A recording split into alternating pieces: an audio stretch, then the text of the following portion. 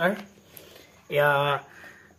11 Assam APSC prelims general studies ইয়াৰ wise 2012 পৰা 23 লৈ আছে আমাৰ জিএছ পেপাৰ 1 আৰু প্ৰিলিমছৰ আৰু পেপাৰ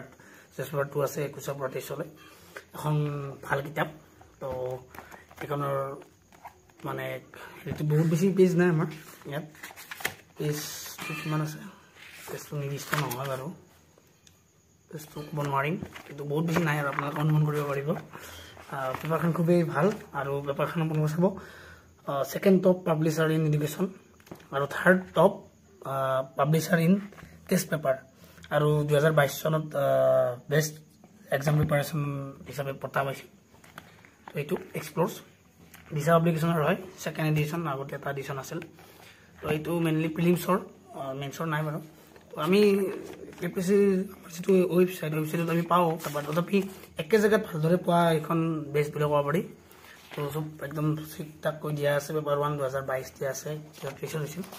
চাওক আপোনালোকে গোটেইখিনি আগে পেপাৰখিনি দিছে তাৰপিছত ইয়াৰ এনচাৰ কিটো ইয়াত দি দিছে তাৰপিছত হিণ্টছ আৰু এক্সপ্লেনেশ্যন মানে যিটো আমাৰ প্ৰশ্ন দিছে উত্তৰ দিছে তাৰ উত্তৰৰ কি কাৰণ হৈছে কি হৈছে সেই গোটেইখিনি এক্সপ্লেনেশ্যনখিনি ইয়াত সুন্দৰকৈ দি দিছে তো সুবিধা হ'ব আমি যাতে অকল উত্তৰটো নহয় আমি উত্তৰটোৰ ব্যাখ্যাটো ডাইৰেক্ট পাই যাম আৰু ইয়াত